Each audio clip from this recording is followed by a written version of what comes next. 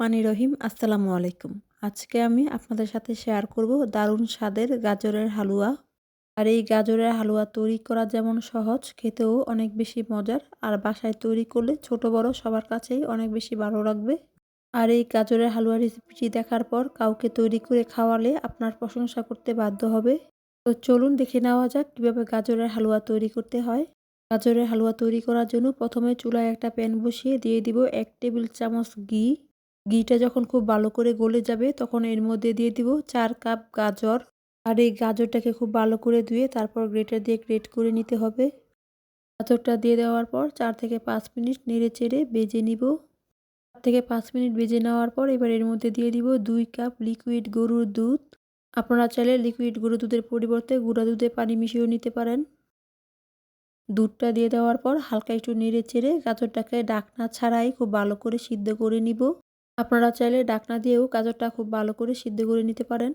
আর চুলার আঁচ মিডিয়াম লোতে রেখে তারপরে গাজরটাকে খুব ভালো করে সিদ্ধ করে নিতে হবে। এই পর্যায়ে গাজরটা আমার খুব ভালো করে সিদ্ধ হয়ে গিয়েছে। যখন খুব ভালো করে গাজরটা সিদ্ধ হয়ে যাবে তখন এর মধ্যে দিয়ে দিব 1/2 কাপ চিনি। চিনিটা দিয়ে দেওয়ার পর আবারও খুব ভালো করে নেড়েচেড়ে মিশিয়ে নিব। চিনিটা দিয়ে দেওয়ার পর চিনিটা যখন গলে খুব ভালো করে মিশে যাবে তখন সামান্য পরিমাণের পানি পানি ভাব থাকতেই এর মধ্যে দিয়ে দিব 1/4 কাপ গুঁড়া দুধ। গুঁড়া দুধটা দিয়ে দেওয়ার পর খুব ভালো করে মিশিয়ে নিব। আর মিশিয়ে নিয়ে চিনির পানিটাকে খুব ভালো করে শুকিয়ে নিব।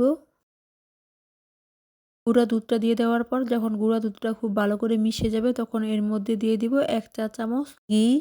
এটা দিয়ে দেওয়ার পর খুব ভালো করে নেড়ে চেড়ে দিতে হবে যাতে করে নিচে দিয়ে পুড়ে না যায়। এবার এর মধ্যে দিয়ে দিব 1/2 চা চামচ এলাচের গুঁড়া। আর দিয়ে দিব 2 টেবিল চামচ গুঁড়া দুধ। হালুয়া নামানোর আগে যদি গুঁড়া দুধটা দেন তাহলে কিন্তু হালুয়াটা খেতে আরও অনেক বেশি ভালো লাগে। গুঁড়া দুধটা দিয়ে দেওয়ার পর আবারও খুব ভালো করে মিশিয়ে নিব। আর মিশিয়ে নিয়ে উপরে বাদাম কুচি দিয়ে চুলা থেকে নামিয়ে নিব। তৈরি হয়ে গিয়েছে মজাদার দারুণ স্বাদের গাজরের হালুয়া। আজকে এই গাজরের হালুয়া রেসিপিটি দেখার পর বাসায় তৈরি করবেন, আশা করছি সবার কাছে ভালো লাগবে। আর কিভাবে গাজরের লাড্ডু তৈরি করতে হয় তার একটা ভিডিও কিন্তু আগেই আমি আপনাদের সাথে শেয়ার করেছি। এই ভিডিওর নিচে ডিসক্রিপশন বক্সে লিঙ্কটা দিয়ে দিব, আপনারা চাইলে দেখে নিতে পারেন। আজকের এই গাজরের হালুয়া রেসিপিটি দেখার পর আপনাদের কাছে ভালো লেগে থাকলে লাইক দিয়ে চ্যানেলটি সাবস্ক্রাইব করে পাশে থাকা বেল বাটনে অল দিয়ে দিবেন। এতে করে আমি কোনো রেসিপি পাঠালে সবার আগে আপনারা দেখতে পারবেন। আর যারা আমার চ্যানেলটি সাবস্ক্রাইব করেছেন তাদেরকে অসংখ্য ধন্যবাদ।